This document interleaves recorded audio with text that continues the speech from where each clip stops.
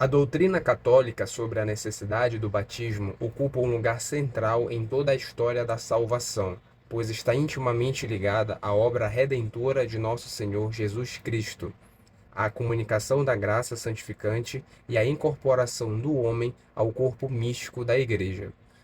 O Catecismo Romano, conhecido como Catecismo de Trento, o Catecismo de São Pio X, os padres da Igreja e São Tomás de Aquino ensinam unanimemente que o batismo não é uma simples cerimônia exterior, nem apenas um símbolo da conversão interior, mas um verdadeiro sacramento instituído por Cristo para comunicar a graça, apagar os pecados, regenerar a alma e introduzir o homem na vida sobrenatural.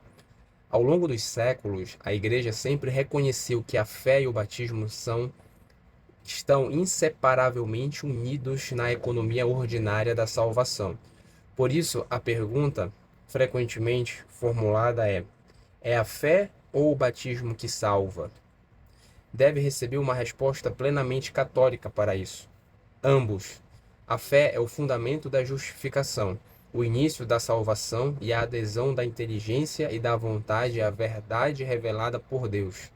O batismo é o sacramento pelo qual essa fé é selada, aperfeiçoada e aplicada concretamente à alma segundo a vontade de Cristo. A verdadeira fé conduz necessariamente aos sacramentos. Isso é um fato, porque a fé autêntica deseja obedecer àquele que os instituiu. Nosso Senhor deixou expressamente este mandamento à Igreja ao concluir sua missão terrena. O Evangelho segundo São Mateus registra: Foi-me dado todo o poder no céu e na terra. Ide, pois fazei discípulos de todas as nações, batizando-os em nome do Pai, do Filho e do Espírito Santo, ensinando-os a observar tudo o que vos ordenei. E eis que estou convosco todos os dias até a consumação dos séculos. Mateus capítulo 28. A Igreja sempre interpretou estas palavras como a instituição solene do batismo cristão e como um mandamento universal dirigido a todas as gerações. De modo semelhante, São Marcos registra: Ide por todo o mundo e pregai o Evangelho a toda criatura. Quem crer e for batizado será salvo. Quem não crer será condenado. Marcos capítulo 16. É significativo que Cristo una a fé e o batismo na mesma sentença. O Catecismo de Trento observa que a fé conduz ao batismo e o batismo aperfeiçoa aquilo que a fé começou. São Tomás de Aquino ensina que a fé é a causa dispositiva da justificação, enquanto o batismo é a causa instrumental pela qual Cristo aplica ordinariamente os frutos de sua paixão à alma humana. Entretanto, para compreender adequadamente a necessidade do batismo, é preciso situá-lo dentro da história da salvação. Deus não começou a salvar os homens apenas após a instituição do batismo. Os méritos da paixão de Cristo atuam sobre toda a história humana, tanto antes quanto depois da cruz. São Tomás explica que a paixão de Cristo é a causa universal da salvação de todos os justos, inclusive daqueles que viveram séculos antes da encarnação. Assim, a história da salvação pode ser contemplada em 3 grandes etapas. A primeira corresponde ao período anterior à lei de Moisés. Nessa época, os homens eram guiados principalmente pela lei natural, inscrita por Deus em seus corações. São Paulo afirma: quando os gentios que não têm lei fazem naturalmente as coisas da lei, mostram que a obra da lei está escrita em seus corações. Segunda carta aos Romanos, capítulo 2. Carta aos Romanos, capítulo 2. Os justos desse período, como Abel, Noé, os patriarcas, eram salvos pela fé no Redentor prometido, que ainda não conhecessem explicitamente o nome de Jesus Cristo, mas sabiam da vinda messiânica. A segunda etapa inicia-se com a lei mosaica. Deus escolhe Israel e concede sinais, figuras e cerimônias que apontam para a futura redenção. O povo judeu era salvo pela fé no Messias que haveria de vir. Os pagãos continuavam sendo julgados segundo a lei natural. Contudo, tanto judeus quanto gentios recebiam a graça unicamente em virtude dos méritos futuros de Cristo. A terceira etapa inicia-se com a redenção realizada por Nosso Senhor. A partir desse momento, o batismo torna-se o sacramento ordinário de ingresso da nova aliança. Aquilo que era figura torna-se realidade. Aquilo que era promessa torna-se cumprimento. Aquilo que era sombra torna-se verdade. Entre todas as figuras veterotestamentárias do batismo, a mais importante é a circuncisão. Deus ordenou a Abraão: esta é a minha aliança que guardareis entre mim e vós e a tua descendência depois de ti. Todo macho será circuncidado. Gênesis capítulo 17. Segundo São Tomás de Aquino, a circuncisão era verdadeiramente um sacramento da antiga lei. Contudo, havia uma diferença fundamental entre ela e o batismo. A circuncisão significava a graça futura. O batismo produz a graça presente. A circuncisão possuía eficácia porque manifestava a fé no Messias prometido, mas sua virtude vinha indiretamente dos méritos futuros de Cristo. O batismo, ao contrário, recebe sua eficácia diretamente da paixão já consumada. Por isso, São Paulo estabelece uma relação entre ambos ao escrever: fostes circuncidados com uma circuncisão não feita por mãos humanas, sepultados, tem uma parte do trecho, sepultados com ele no batismo. Segunda carta aos Colossenses, capítulo 11. O Catecismo de Trento considera a circuncisão a mais perfeita figura do batismo entre todos os sinais do Antigo Testamento. Outras figuras também foram reconhecidas pelos padres da Igreja. A passagem do Mar Vermelho, por exemplo, é interpretada por São Paulo como uma imagem do batismo. Todos passaram pelo mar e todos foram batizados em Moisés, na nuvem e no mar.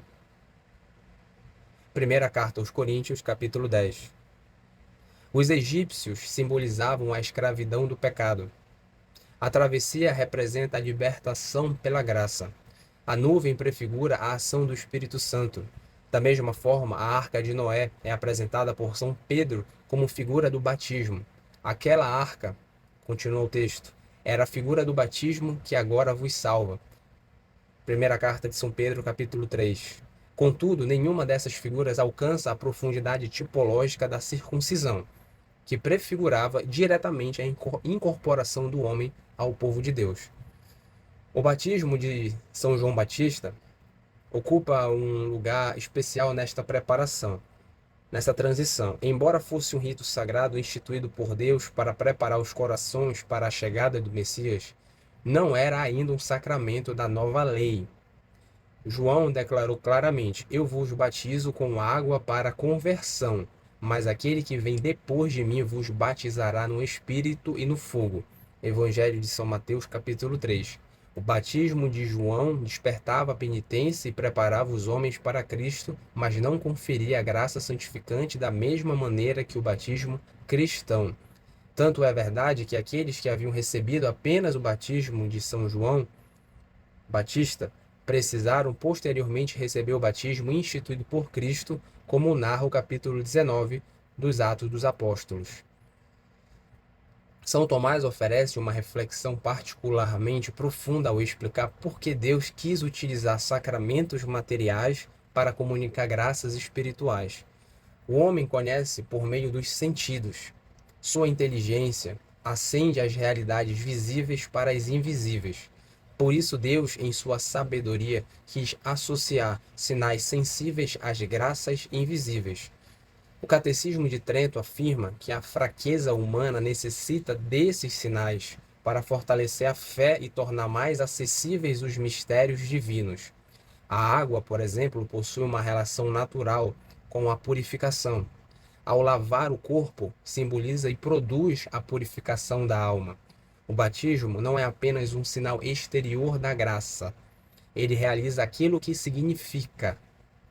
São Paulo, novamente, apresenta o batismo como uma participação real na morte e na ressurreição de Cristo.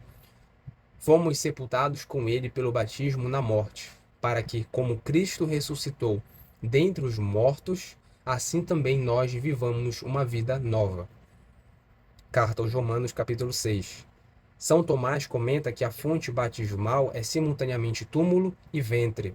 É túmulo porque nela morre o homem velho, escravo do pecado. É ventre porque dela nasce uma nova criatura regenerada pela graça. Por isso os padres da igreja chamavam a pia batismal de útero espiritual da igreja. Santo Ambrósio ensina que o Espírito Santo paira sobre as águas batismais, assim como pairava sobre as águas da criação, produzindo uma nova criação espiritual. Uma consequência fundamental do batismo é a incorporação a Cristo. Todos vós que fostes batizados em Cristo, vos revestistes de Cristo. Carta aos Gálatas, capítulo 3. O batizado torna-se membro do corpo místico de Cristo, filho adotivo do Pai e templo do Espírito Santo. O Catecismo de Trento insiste que o batismo não apenas remove o pecado, mas confere uma dignidade inteiramente nova. O cristão passa a participar da própria vida divina. São Pedro exprime essa realidade ao afirmar que fomos feitos participantes da natureza divina, segundo a carta de São Pedro, capítulo 1. São Tomás vê nessa participação a raiz de toda a vida sobrenatural. A graça santificante recebida no batismo é uma participação criada na própria vida de Deus, um princípio sobrenatural que ordena à alma a visão beatífica, que é a visão de Deus. Além da graça santificante, o batismo imprime um caráter sacramental indelével. Esta marca espiritual configura permanentemente a pessoa a Cristo e a destina ao culto cristão. Por isso, o batismo nunca pode ser repetido. Mesmo que o batizado venha a cair em pecados gravíssimos, o caráter permanece. O Catecismo de Trento ensina que esta marca jamais desaparece. A graça pode ser perdida pelo pecado mortal, o caráter batismal jamais.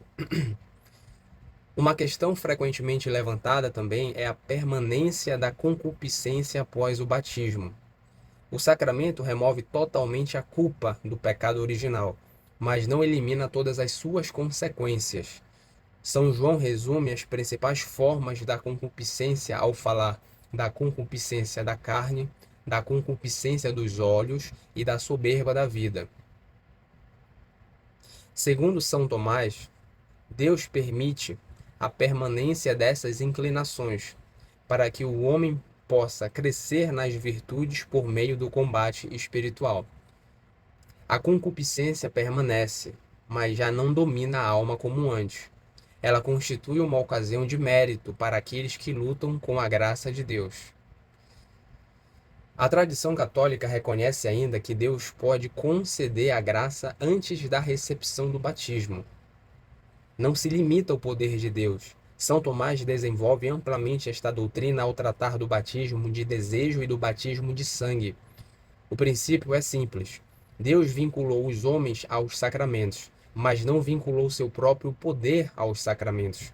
Assim, alguém que deseje sinceramente receber o batismo e morra antes de recebê-lo, pode alcançar a graça por meio do desejo do sacramento.